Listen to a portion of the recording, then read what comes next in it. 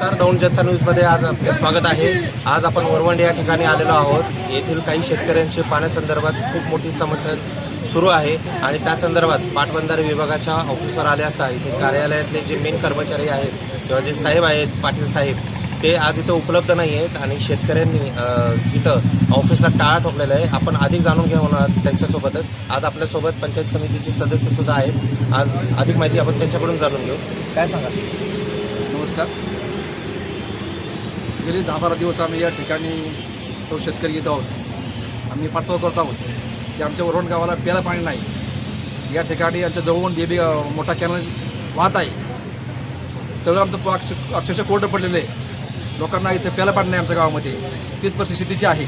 शेतीमध्ये आज अवस्था अशी आहे की उन्हाळा दिवस असल्यामुळं पिकं दोन चाललेली आहेत। आम्ही वारंवार त्या अधिकाऱ्यांच्या कॉन्टॅक्टमध्ये आहोत। काही अधिकारी फोन घेत नाहीत आणि अक्षरशः वाईट अवस्था असताना आम्ही या ठिकाणी सर्व 100 शेतकरी या ठिकाणी आलो आहोत। पाटील भाऊसाहेबांना फोन केला होता, तासाभरी फोन केला होता, येतो म्हणले ते, पण ते अजूनही आले नाहीत आणि शेवटी शेतकऱ्यांना आक्रमक घेतलेला आहे।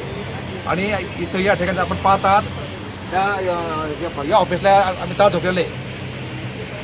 या विभागाचे अधिकारी साहेबांना मी फोन केला होता की त्वरित लोकांची मागणी आहे की या ठिकाणी आज पाणी सोडायचं आहे मध्ये आणि शेतीसाठी पंचवाडा पाणी सोडा।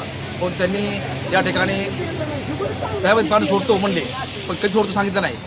पण पंचवाडाच्या सुद्धा अशी अवस्था आहे, ते त्यांनी असेच उत्तर दिले की असे की पाणी सोडतो अशी त्या अवस्थेमध्ये सांगितलं नाही की ते सोडतो।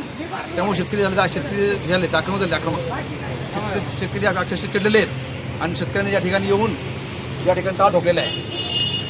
ऐन कडक उन्हाळ्यामध्ये शेतकऱ्यांचे हाल चाललेले असताना सुद्धा अधिकारी कोणत्याही प्रकारचा रिस्पॉन्स देत नाही आहेत किंवा कोणत्याही प्रकारचा प्रतिसाद देत नाही आहेत आणि आपण इथं गर्दी बघून पळून जाण्याचं सुद्धा हे करतायत, म्हणजे जनतेसमोर येण्याचं सुद्धा ते धाडस करत नाही आहेत। दौंड जनता न्यूजसाठी मिलिंद शेंडगे, दौंड।